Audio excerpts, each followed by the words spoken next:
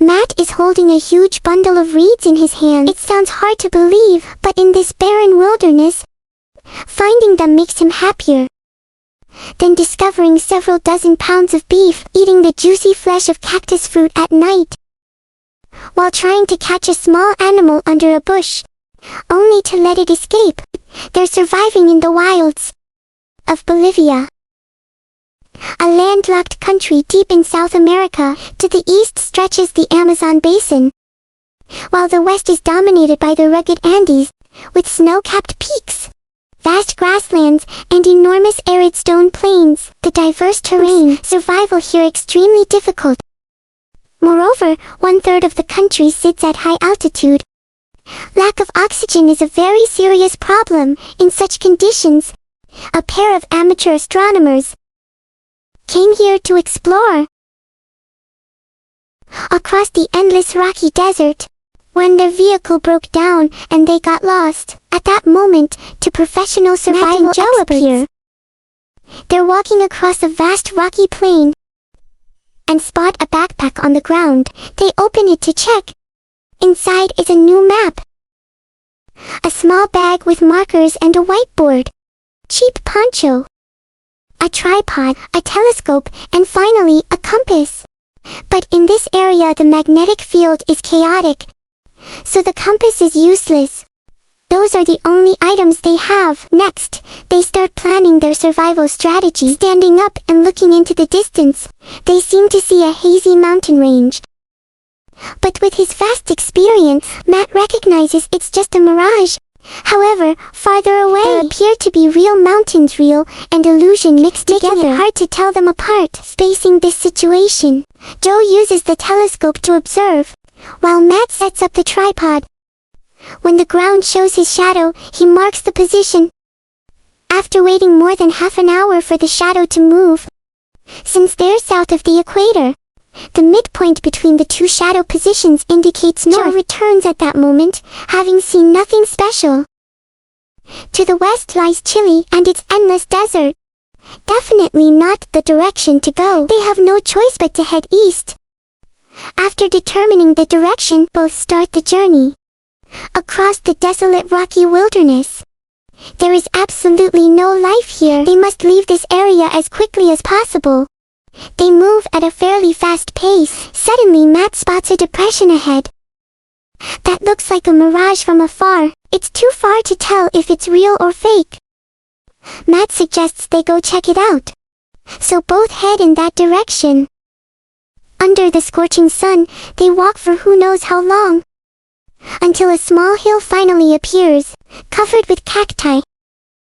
Matt realizes they can at least get water. Both approach the base of the hill. These cacti are edible. Meanwhile, Joe walks around looking for any water source, while Matt works on the cacti.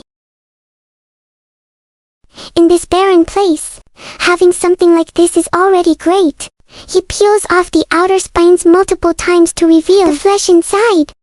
After processing, he cuts it into pieces. When Joe returns, they eat together, replenishing water and getting some nutrients. After finishing, Joe climbs the slope and uses the telescope to observe. Far away are many mountain ranges with snow-covered peaks. They don't seem to be mirages. To be more certain, he even sketches what he sees. After observing a bit longer, he calls Matt below and reports that another 15 to 20 miles should get them out of the rocky desert. Matt, preparing more cactus flesh, also wants to take a look. He climbs the rocky outcrop, but on the way it's dangerous. Suddenly dust swirls everywhere. Joe anxiously asks if he's okay. Matt replies, he's fine. He's okay, he survived that one. He thinks it's better not to take more risks. Both return to the ground. Matt squeezes some water from the cactus flesh and drinks it down, perfectly replenishing energy. By now the sky is gradually getting dark. The two don't rush to leave, but find a nearby rock cave. Matt digs a small pit and puts in some pebbles. Joe gathers dry licorice branches for tinder. They set up the telescope and use the lens to focus sunlight onto the center point. After persistent effort, smoke starts rising. Soon a small flame ignites. Both quickly add more fuel and carry the fire back to camp. Matt places the fire in the prepared pit. The steady flames make the atmosphere much more reassuring. Both sit by the fire eating cactus flesh, feeling quite relaxed as the first day passes. The next morning they continue on their way. The remaining 10+ miles feel both long and short. After walking a while, low bushes start appearing. A good sign. It means life is returning. Both walk faster. Suddenly, a pool of bright red water appears ahead, shocking them. They approach it. Joe tastes a little. Not salty, but bitter and slightly burning in the throat. Clearly corrosive. They know they can't risk it. They leave and continue forward. Time passes. Both become severely dehydrated. If this continues, it won't end well. They must find water immediately. Observing the ground, they discover animal tracks. Animals need to drink every day. So they decide to follow the tracks.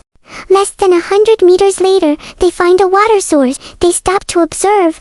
This time the water is clear and not red. It looks safe. They taste it fresh water. Not caring about possible bacteria, both kneel and drink greedily. The cool water feels like it revives their bodies. After drinking their fill, they decide to rest here for a while. Since there's water, they need to recover strength. Matt digs a pit in the sand and gathers dry branches to build a frame around it. Soon, a simple shelter is built. Joe walks around the camp exploring and discovers lots of guanaco llama dung nearby. This can be used as fuel. To keep the fire burning longer, he collects some and then gathers more firewood. After starting the fire, Matt starts thinking about food. He opens the backpack, takes out the small bag, cuts a piece of cord, ties rocks to it to make a simple hunting tool. With strong throwing power, he's very satisfied and immediately switches to hunting mode. After observing, he spots prey hiding in the bushes. He quietly approaches, waits for the right distance, then aims and throws. He leaps up and chases the prey wildly through the wilderness. The burrow is quite deep, but in the end they don't catch it. As the sun sets in the west, without any meat, Matt picks some reeds to bring back to camp, fits and eat. They're crisp, tasty, full of starch and carbohydrates, even providing many times more energy than beef. And that's how the day ends. On the third day they continue the journey, crossing scrubland and entering rolling mountains. The terrain becomes rugged. They follow the mountain slope upward. After a few hours the altitude increases. They have entered the high plateau. All day wandering in the mountains, dusk falls. They need to quickly set up a campsite. Nights here are bone-chillingly cold. While walking they look for a suitable spot. Soon, they reach a large rock. With natural terraces, it looks pretty good. The only issue is rain would be troublesome. After discussing, they decide to camp here. Joe finds a flat stone slab outside, props up the poncho with 2 sticks, and places a container underneath to catch water. With thick fog, they can collect some drinking water. Matt lies next to the big rock, surrounds himself with small stones, and adds dry grass inside. Both crawl in and cover with another layer of grass. It feels warm and comfortable. The third night passes like this.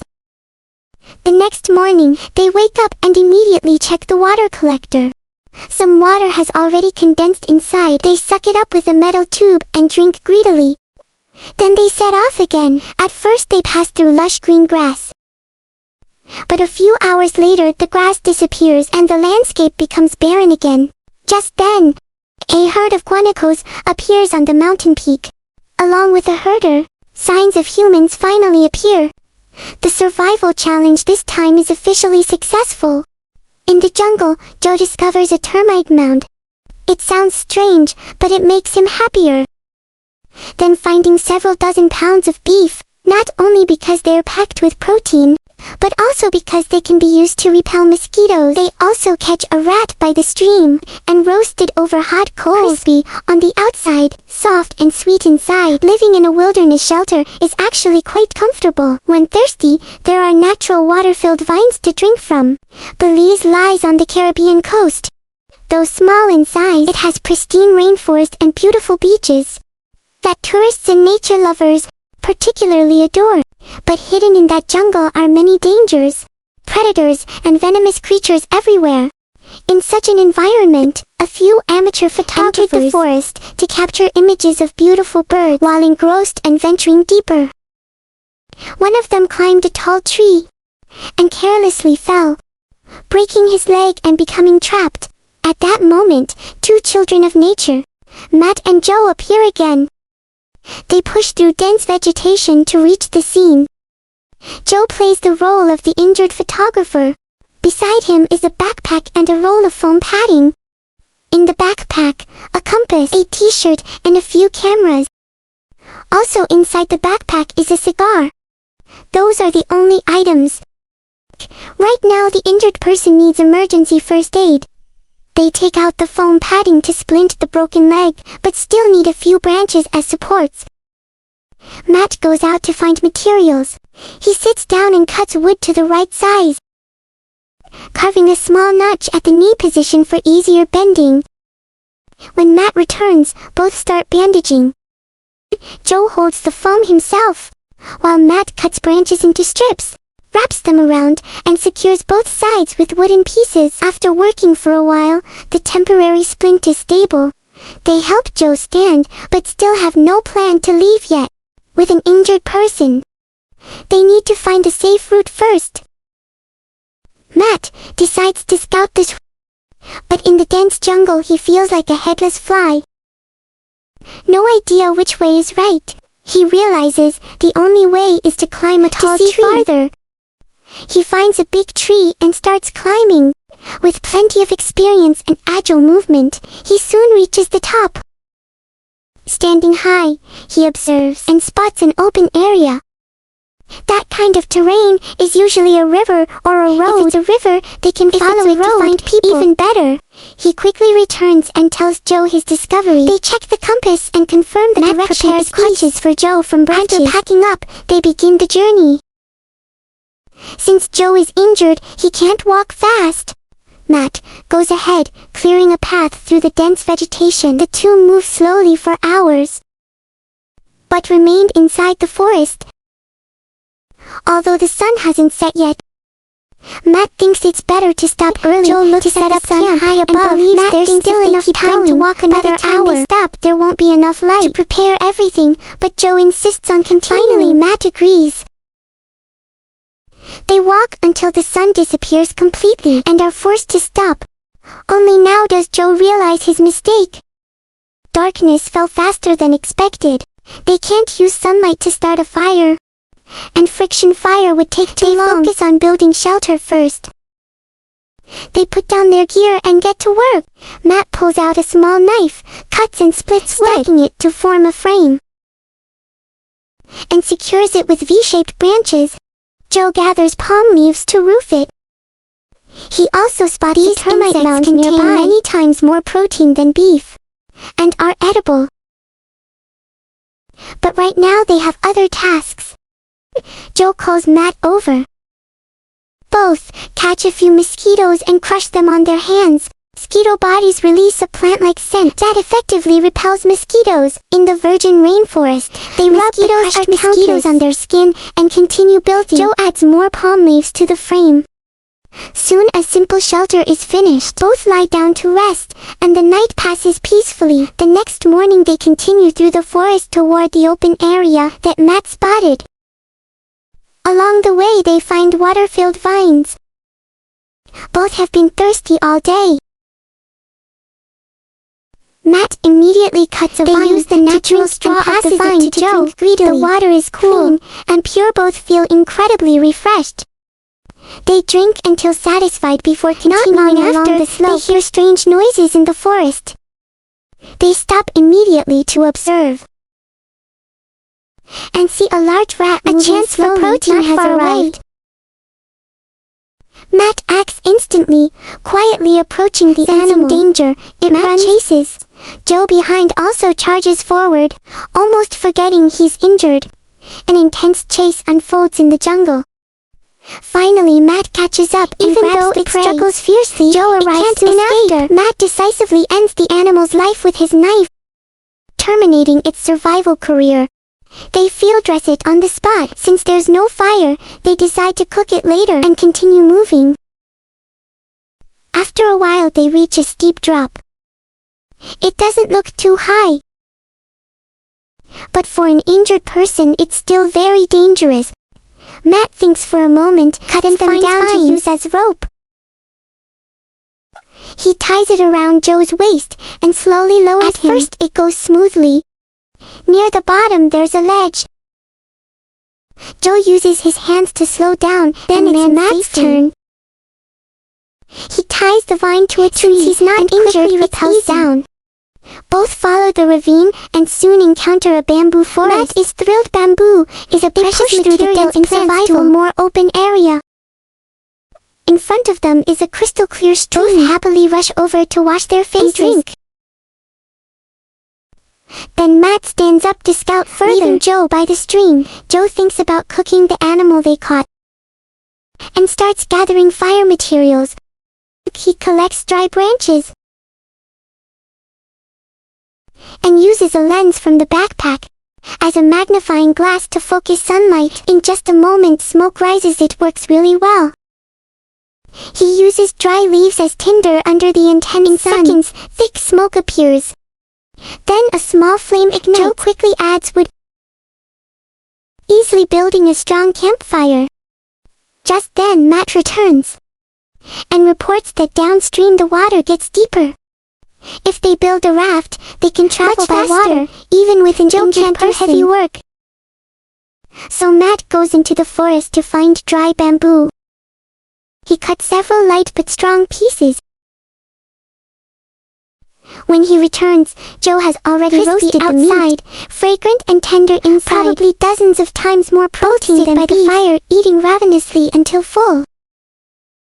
Then Matt starts building the raft. He lays the bamboo poles parallel, adds cross pieces, while Joe peels bark to make cordage, and ties all the joints tightly. As night falls, they sit by the fire, continuing to reinforce the raft. Then they sleep amid the sounds of jungle insects. The next morning they drag the raft into the stream. Joe sits in front, Matt climbs on behind, but the raft immediately sinks. Both look at each other in shock. Clearly this won't work. Matt thinks for a moment and suggests he wade in the water, while Joe sits on the raft. That way it will be more balanced and safer. They do that, Matt in front pushing, Joe sitting behind. The raft moves slowly but steadily to shallower water. After a short distance, when it gets stuck, Matt gets down to pull. They discover crocodile tracks on the bank. Though, half joking, they know these predators can't be taken lightly. Joe panics a little and urges Matt to go faster. The water gets deeper. They continue. The stream bends around a corner. Both stay alert because crocodiles could still be nearby. Matt tries to swim through the deep section. Luckily it's not long. The water shallows again and they keep going. After about 100 meters, a bridge suddenly appears ahead, with people on it. Signs of civilization finally appear. This survival challenge is officially successful.